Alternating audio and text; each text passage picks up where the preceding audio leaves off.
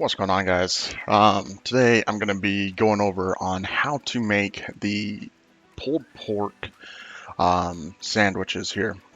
Now, this is my way of creating my pulled pork. Now, there's multiple ways of making pulled pork.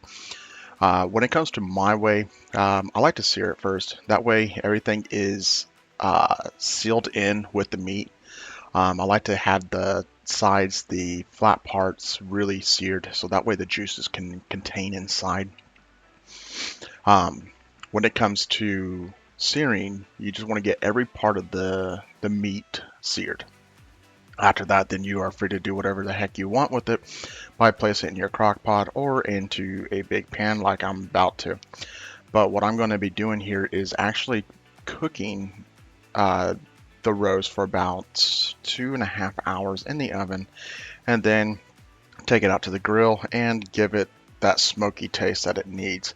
Now, most of the time I do have it in a smoker where it just sits all day, but this was a last minute thing and I wanted it.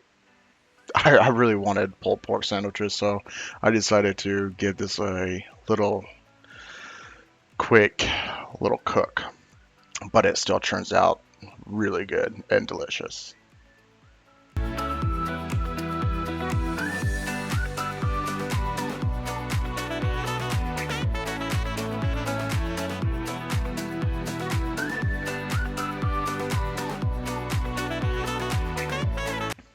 Okay, so now that we are done with the searing, we can actually go ahead and place it inside the pot that we're going to be using to cook in. Now, once we do this, we can go ahead and start adding our vegetables. If you guys like it spicy or a little bit of a zing, add your jalapenos, add your onions. I've even seen people add uh, beef broth blocks in it just to give it more of that beefy flavor. Me, I like to just go ahead and add all my seasonings in there, which is going to be like your salt, pepper, garlic, liquid smokes, more liquid smoke actually, and then your sea salt. Um, but besides that, it's a very easy seasoning process because all you're going to be doing is just letting it soak and let the juices absorb inside the meat. That's all we're going to be doing. Once that is done, then we will go ahead and take it out to the grill. But right now, we're just going to go ahead and fill this up with some water, get it up to a perfect level so that way it has its own broth. And then we can go ahead and proceed by placing it into the oven for 2.5 hours.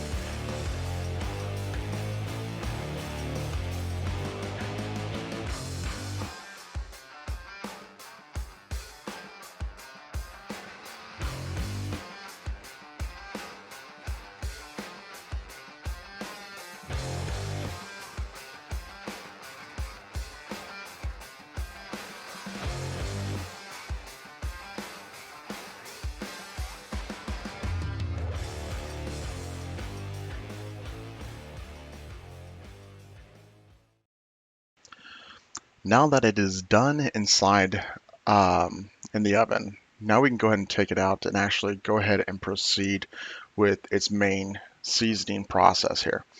Now, this seasoning that I'm about to place on it is a seasoning that I have created.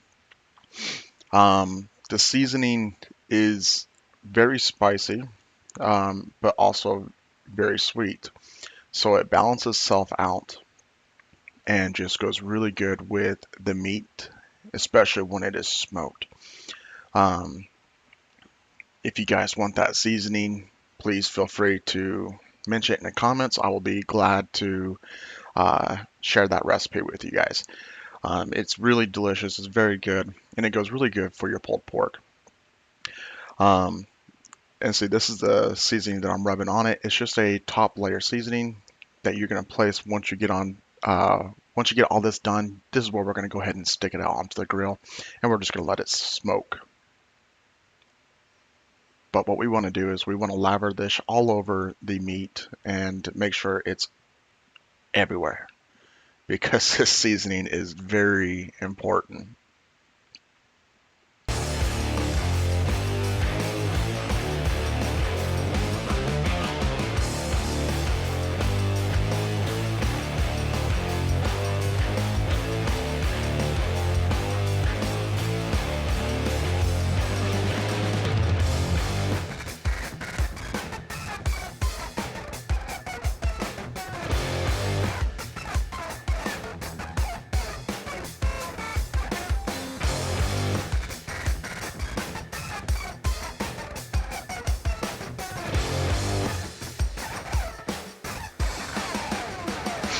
All right, so now that we have let it smoke quite some time onto the grill, um, now we're just gonna go ahead and just keep, rotating it around, making sure it gets all the right places. And trust me, it smells really good and it looks really good. Everybody that has a grill or a smoker, go ahead and use it. And when you go to smoke something, place some water in there. Water is very helpful to keep it, nice and humid inside. Also, it helps the smoke stick to the meat. Oh yeah, that's nice. Beautiful.